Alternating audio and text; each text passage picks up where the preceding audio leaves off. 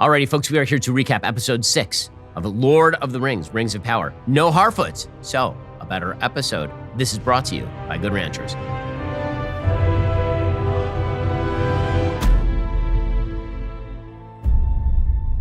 Alrighty, so let's talk about this episode. So first of all, this is the first episode that we've had of Rings of Power in which we basically stick with one storyline the whole time. And the episode benefits from that. It actually has some sort of direction, which, as you will know, if you've been watching my recaps, has been my main critique, is that every time it seems like they're reaching some sort of endpoint, they just shift the story to a less interesting story. This time, you actually just get a battle. And this battle is pretty clearly modeled on Helm's Deep. You have a bunch of people from the Southlands, and they are fighting the Orcs. And then the folks from Numenor are going to arrive last minute, sort of like Gandalf up on the mountain with the riders of Rohan coming down the mountain and taking out the Orcs at the Battle of Helm's Deep.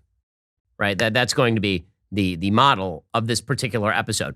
There's some problems with the way that this episode was done, namely the way that the battle was done. So there are a bunch of sort of hackneyed old chestnuts here, a bunch of things that you've seen them in every show, and then they're repeatedly used by this episode's creators, like over and over and over, to the point where it loses the shock value.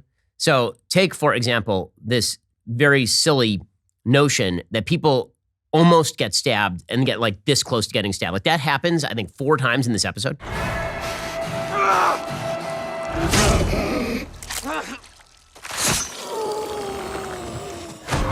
down!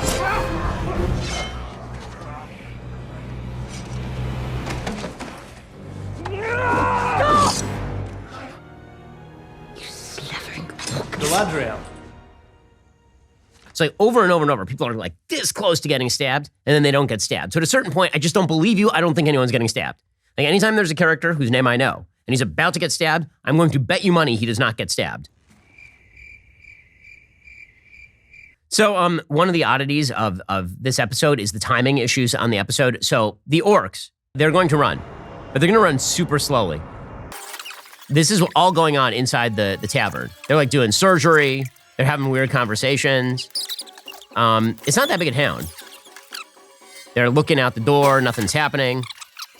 And here we go. The clock's just moving. We're talking about whether Theo is going to be a pansy or not, or whether he's going to cauterize Mom's wound and stop arterial bleeding with some sort of Band-Aid. And they still haven't arrived. Oh, here they come. Finally, they arrived. That took 3 minutes and 40 seconds. I just have to mention it right here. The worst part of this entire episode is the part where Arondir is fighting all of these orcs, and he turns around, and there's a giant orc right behind him, like Andre the Giant from The Princess Bride, and he just starts picking him up and flinging him.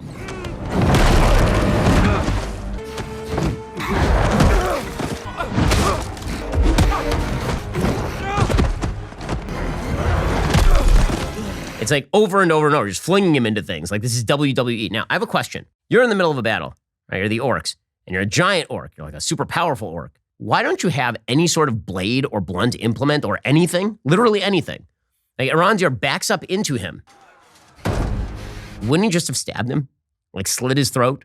Killed him? Stick him in a stew? Instead, you get like a 3-minute segment of just this giant orc tossing the elf into things.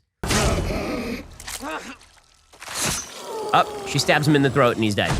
It took Bronwyn, who, by the way, is the world's weirdest fighter. She doesn't seem like she's amazing at fighting, but somehow she is immune to death. And on a wide variety of fronts, she's immune to death. So first of all, I say she's not the world's best fighter because there's a point during this episode where they're about to push a cart filled with some sort of flammable material down at the orcs. And one of the orcs like jumps over the cart and she proceeds to stab the orc in the foot. Here's the orc. Why? And so naturally the orc turns around and kills one of her friends and she's like, well, that's sad. But at least I get to push this cart now.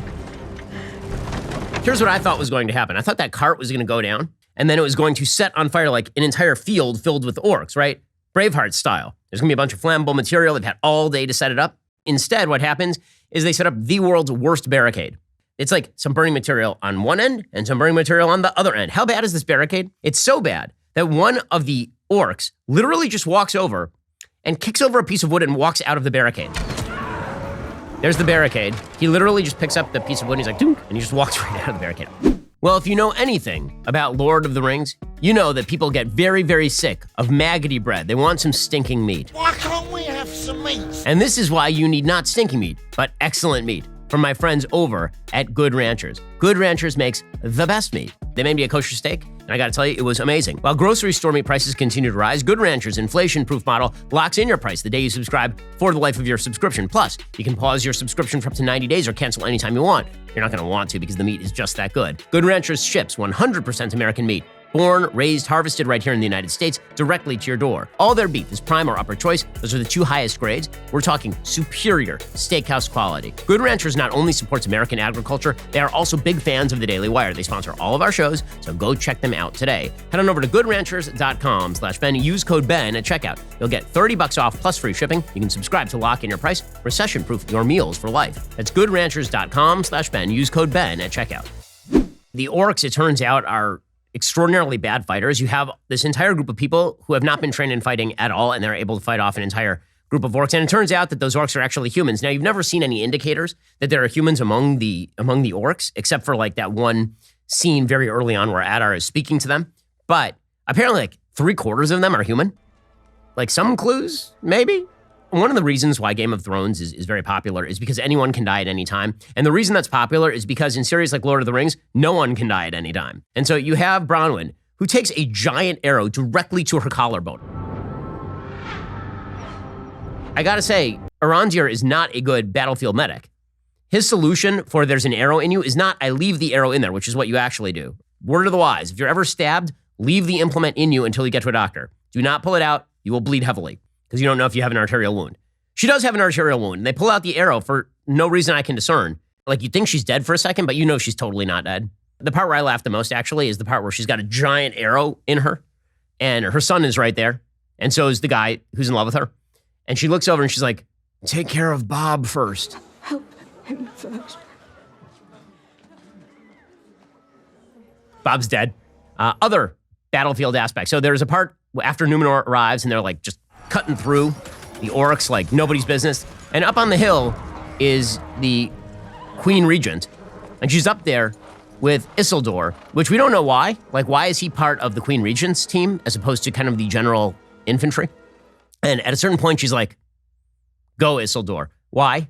Aren't they the flanking force? That's what I thought they were. When they're up there on the hill, I thought they're the flanking force. They're coming from the side. They're going to clean up the rest. Nope. And she's going to let Isildur run down in there for no reason with no support. So that seems like a weird move by the Queen Regent, who it turns out is not a very good military commander. Speaking of which, what is the timing on this episode? So I noticed that it takes them forever to decide to actually cross the sea to go to Middle-earth. But once they get to Middle-earth, it takes them like 20 seconds to get to the exact point of battle, and they know exactly where to go. So apparently, they got on the radio, and they are just like, okay, we know the exact precise town that is under attack. Like, they know it's great urgency, and they also know exactly where to go. So pretty awesome. The most interesting part of the episode was the part where they try to basically suggest that the orcs deserve self-determination and that Galadriel is a murderous, genocidal maniac. Because as it turns out, the orcs don't deserve their own territory, and actually, in the end, they have to be wiped out. So they try to make Galadriel out to be like Hitlerian. She's just as bad as Sauron. But it turns out that when all the fighters on the other side are real bad and like killing women and kids, you kind of have to do what you got to do. Okay, so this brings us to one question that arises from this episode, and that is, who is Halbrand? You remember me? You remember my original theory is that he was Sauron? Well, now we know that he's not Sauron, right? Because we know who Sauron is.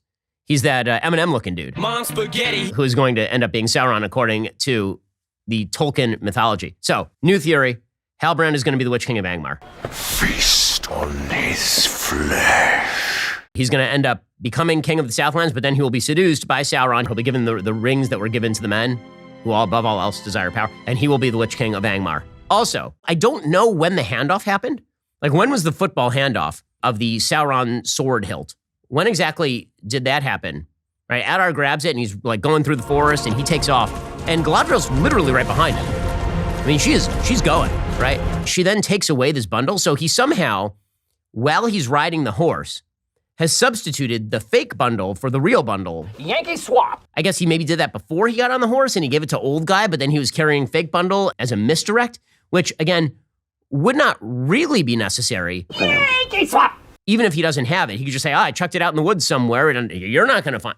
Anyway, I gotta say one of the dumber aspects of that misdirect is Arandir gives the supposed sword hilt, right, the fake sword hilt, he gives it to Theo, who clearly is super bad, which is a real dumb move. I don't understand why he does that at all. Anyway, old creepy man ends up burying the sword hilt, and all the water rushes in. And now we know actually why they were digging that giant tunnel. Apparently water mixed with lava creates volcanoes. Did not know this. Either that or physics works differently in Middle-earth. And Mount Doom is created. Galadriel is immune to volcanoes. Did not know that. That was confusing. She's standing there and she's like, I will not run from this volcano. I will let this volcano completely just wash over me. And here she's like, okay, I'm just gonna stare as all this stuff happens. People getting liquidated by rock, right? Including other elves. Other elves are just getting trashed over here. I mean, look at all these people. They're getting like blown up, and you got bombs falling, and people getting literally just turned into piles of goo. And she's like, I'm gonna stand here and look around. I'm not gonna try to help any of these people, right? I got a bunch of people around, including a bunch of kids in the background. She's like, I will stare directly into this ash cloud. They're like small children behind. She's like, Galadriel, do something, help out. You're the coolest, right? You're the best fighter. She's like, no, unless I stare directly at this dust. Okay, but overall, the episode had some direction. It was much more interesting. It stuck with a storyline that you could actually start to be interested in and care about, which means that next week we're gonna get a lot of Harfoots. And I gotta tell you, I can't, man. This series has been very up and down. This week's episode was at least an up.